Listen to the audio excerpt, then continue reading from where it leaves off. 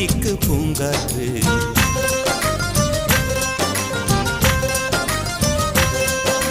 மலரே ஒரு வார்த்தை பேசு இப்படிக்கு பூங்காற்று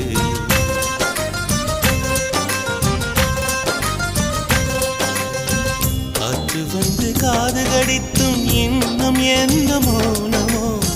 மோதி வந்து முத்தமிட்டால் மௌனம் தீருமோ அச்சம் தான் உன்னாடையோ வெட்கம் தான் உன் தானையோ மௌனம் தான் உன் வேலியோ சம்புவே வா வா வா வா மலரே ஒரு வார்த்தை பேசு இப்படிக்கு